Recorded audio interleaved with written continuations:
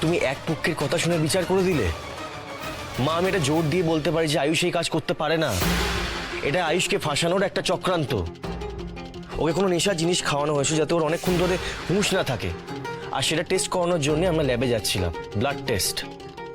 এই পুজোটা শেষ হলেই বেরোতাম, আর এই অল্প সময়ের মধ্যে এত কিছু ঘটে গেল। কৃষ বেটা, তোমার কি মাথা খারাপ হয়ে গেছে? এখন ল্যাবে গিয়ে কি হবে? ওসব রক্ত পরীক্ষা টরীক্ষা করে কোনো লাভ নেই। হে মা মুন্ড মালিনী, হে কি অনর্থ হয়ে গেল! হে ঠাকুর! দাদা, কেন কোনো লাভ নেই মা? এখন তো 24 ঘন্টা হয়নি। তাহলে রক্তে কি কোনো ট্রেস পাওয়া যাবে না? তুমি এটা কেন বলছো? তুই জানিস না এরা কেমন লোক? হ্যাঁ, তুই কেন মরতে ওই মেয়েটাকে একা ডাকতে গেলি ওই ঘরে?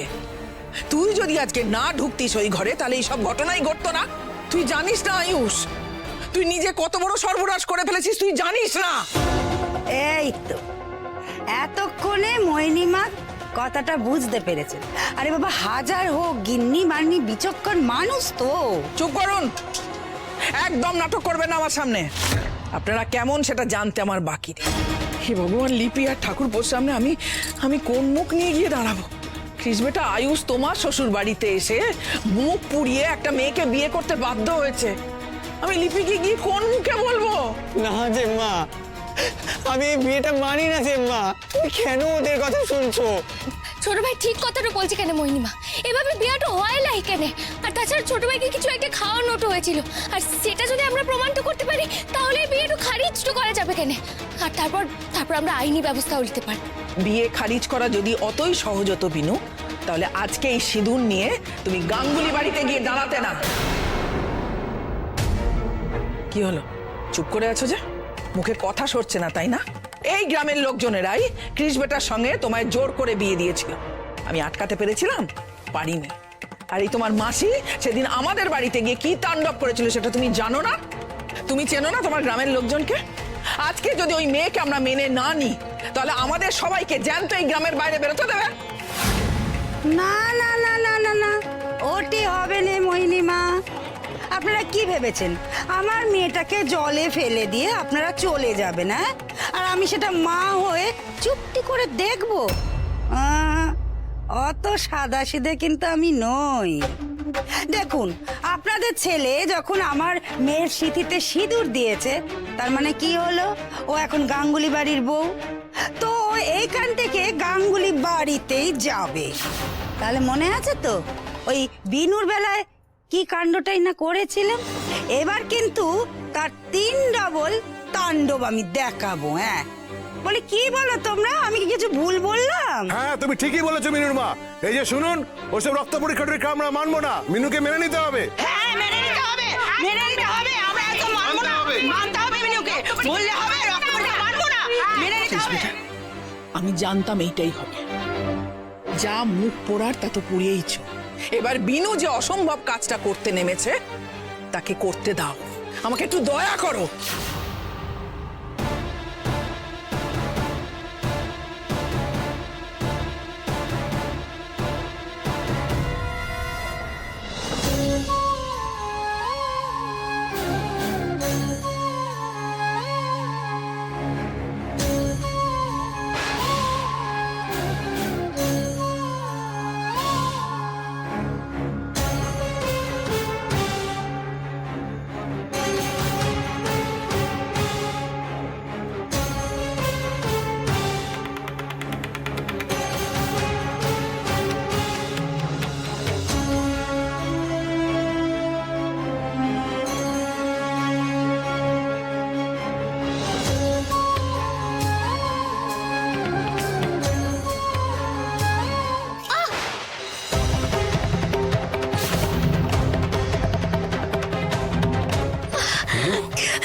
সরি বাবু, সরি বাবা। কি করছেন কি আপনি? আমাকে স্পট শুটও করবেন না আপনি? আপনি এখান থেকে সরে যান কেন? তোমার কি মাথা খারাপ হয়ে গেছে কি বিনু? কেন পাগলামি করছো তুমি? তুমি দেখতে পাচ্ছ না তোমার হাত দিয়ে রক্ত বেরোচ্ছে বিনু? আপনি এখান থেকে জানলা কেন সরে বাবু? কেন এমন করছেন? আমি যাবো না বিনু। তুমি সমস্ত কাজ ছেড়ে এক্ষুনি আমার সাথে বাড়ি যাবে, এই মুহূর্তে। চলো। না, আমি যাবো লাই কেন? সরে বাবু, দোয়াই আপনার, আমাকে কাজগুলো করতে দিন কেন? আপনি আমার স্বামী, কিন্তু মাধব এই জগতের স্বামী কেন? সরে বাবু, আমি যখন একবার এই প্রায়শ্চিত্তের কাজটা শুরু করেছি তখন আমি শেষ করে তবেই ছাড়বো কেন। কেউ আমাকে আটকাতে পারবে না। ছোট ভাই বলছি যে তোমরা সৌরভ বাবুকে নিয়ে এই কাণ্ড থেকে যাও না কেন? আর তাছাড়া তোমরা তো সকাল থেকে কিচ্ছু খাও লাই, যাও না সবাই মিলে একটু কিছু খেয়ে নাও। বিনু, আমি তোমার মতো হয়তো রাধা মাধবের ভক্ত না, কিন্তু এইভাবে আমাকে অপমানটা না করলেই পারতে।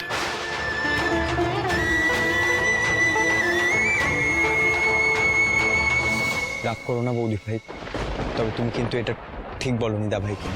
মানে তুমি এটা বললে কি করে যে তুমি এখনো খাওনি, আমরা খেয়ে নেবো? এটা তোমার মাথায় আসলো কি করে বৌদি ভাই? তুমি জানো না তোমাদের দুজনের জায়গা আমাদের কাছে কোথায়? আমরা কি চোখে দেখি তোমাদের?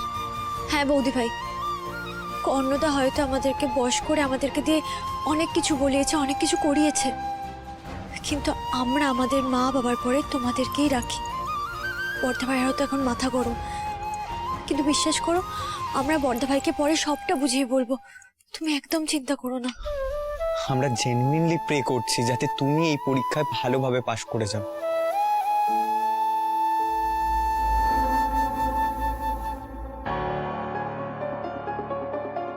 আচ্ছা বলছি যে মোহিনীমা কোথায় কেন?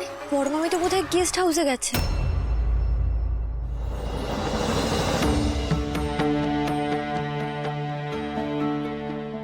এত সন্দেহ হয়ে গেছে কেন?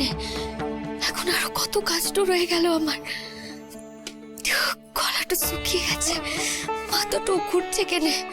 এই মাথা তুমি আমাকে শক্তি দাও কেন? মাথা কাজগুলো শেষ করার শক্তিটা দাও কেন?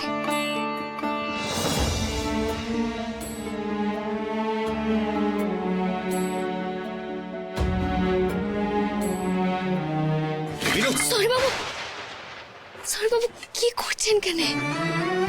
কেন বারবার এভাবে আমার সামনেটাতে চলে আসছেন? যান কেন, এখান থেকে যান আপনি। তুমি কেন? সৌরভ বাবু আমি আপনাকে অনুরোধ তো করছি, আপনি যান কেন?